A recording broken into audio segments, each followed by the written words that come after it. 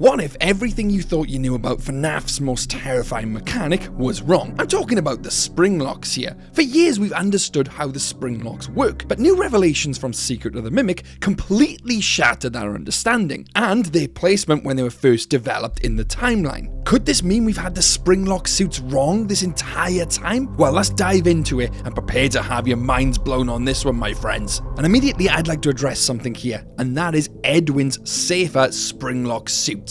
You see, when I first played through Secret of the Mimic, I saw these newer Springlock suits, these safer Springlock suits, as an upgrade to the ones we already know. You know, the ones where you have a drop of water go on it and then all of a sudden it'll lock anybody inside, impaling them with all the mechanics. You know, just like what happened to William Afton in Springtrap. So I assumed Edwin was just making the upgrades. But what if we had that all wrong? What if Edwin wasn't making the upgrades? What if these were, in fact, the first Springlock suits in the timeline? I know it sounds absolutely nuts. Let's look into this into more detail. You see, during Secret of the Mimic, we come across these Springlock suits. And there's two mentions of these Springlock suits directly in the game. The first one is from Fiona directly to Edwin. And it's a helpful voice message. Ed, I hate talking to you through this stupid bear, but it's hard to reach you otherwise.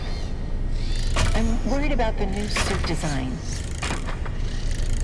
One of my costumers, Vic, nearly lost his hand today. All he did was spill a can of pop and the thing snapped shut like a bear trap. You're busy, but you can't rush these things. Please look into it. Immediately after listening to that, I immediately think of the original Springlock suits, the one which traps William Afton, the one we all know takes water damage and, because of that water, snaps shut. Was Fiona actually referencing these, the ones we know of in the timeline? Well, let's look at the email back from Edwin to Fiona, addressing what she had said, and this is literally it.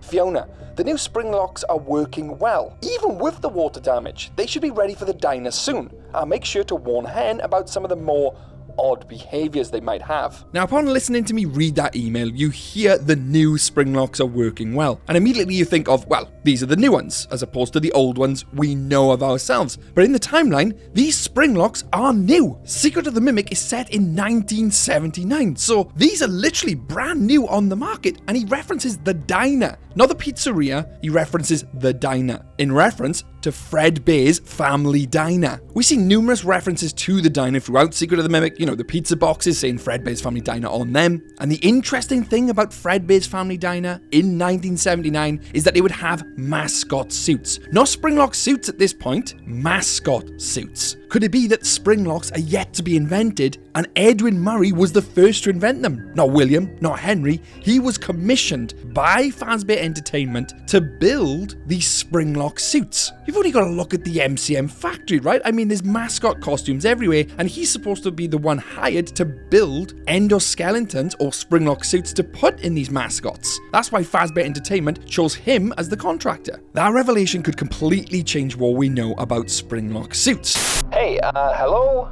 Hello? Welcome to your first night monitoring the FlexiSpot E7 Pro workstation. Corporate says it's our most advanced desk yet, but keep a close eye on it. See, this thing is pretty strong. It's stable enough to hold a full office setup, Freddy, Roxy, without even wobbling at all. The desk is super sturdy, steel frame, solid, and doesn't seem dangerous at all. I mean, this desk is perfect for me, and the reason why I need this desk is because sitting down for hours on end in the security office, you know, watching them cameras, can really take its toll on the back. So being able to literally move the desk into a new position so I can stand really helps my back. You can also save heights so the desk literally will move on its own. A preset to either sit in or preset to stand in. Perfect for any pizzeria out there. And even when the desk is at the fullest height, there's no wobble at all when using the keyboard or mouse, which is perfect for keeping an eye on Freddy and the gang. In all seriousness though, I absolutely love FlexiSpot. They offer all kinds of standing desk, chairs, sofas, and anything you need for your pizzeria. And honestly, I've been a big fan of FlexiSpot for a long time. And as you can see, it's even fully cat approved. I've put a link in the description, so feel free to browse and shop. And a massive thanks to FlexiSpot for sponsoring this video.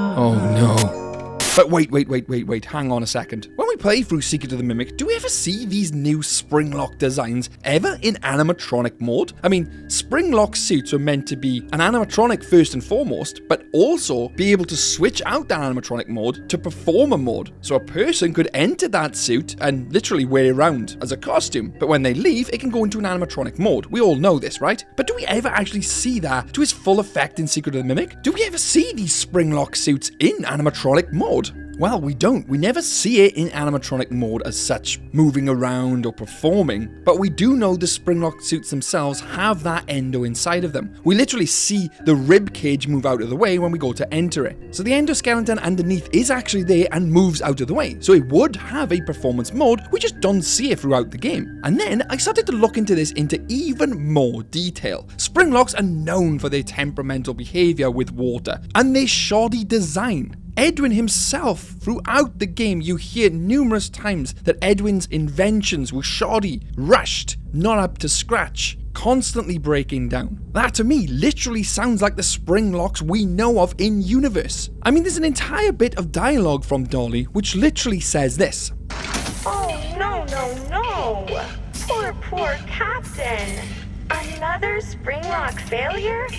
According to your records, this is not your first visit to the service hospital. She's literally telling us there that there's been numerous Springlock accidents before, but Edwin in his own mind doesn't see any of these as a problem. Doesn't this all sound like the Springlock suits we already know in universe? There was no new Springlock suit. Edwin was designing the Springlock suit we already know and have. It was never a newer suit. He was designing the suit which they were going to use in Fredbear's family diner. I mean, look at the Springlock suits we see in the prototype Freddy construction. They are not energized. You push the button on the front of the suit, it's mechanical in itself, and you get in. We never energized them suits. What if they were the originals? What if they were the ones being used in the diner from the start? But wait, hang on. Something is amiss here. If that was the case, how do we explain this right here?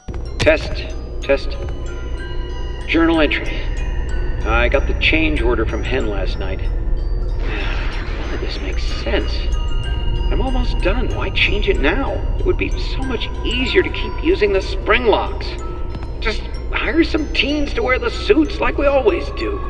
That, to me, sounds like Springlocks were already invented in universe. It sounds like they were already there. He says, wouldn't it be easier to keep using the Springlocks? Just hire teens to wear the suits like we always do, implying there's already Springlocks out there. But couldn't that just be the Springlocks we're already seeing in MCM anyway? And the newer version we see is the energized one, which never leaves it past the MCM factory? You know, the Captain Hook one or whatever it is we go into. Could that Captain Hook Springlock be the newer version, the safer version as such? Visually though, it looks exactly the same as the prototype ones we see down in the diner, you know, Bub and the other ones we enter. Visually it looks the same. The only difference is we don't energize the ones down in the prototype area. Or were they already energized? Think about it logically. Even the Springlocks we know of in universe, you know, the one Springtrap is literally in, surely they'd have to be energized themselves to be in performer mode. I mean, what are they going to run on? What battery source are they going to run on to perform? After the person inside of them gets out and it enters animatronic mode, they'd need a power source. They'd have to be energized. Doesn't that sound like Edwin's invention? The energized Springlock suit? So Edwin was making the Springlocks for the diner. Fredbear's at the time was just running on mascots. No Springlock suits, Edwin was making them. But hang on, I'm going to throw a huge spanner in the works here. And I mean huge. You could quite easily say, well, why do they look so different to the Springlock suits we know of?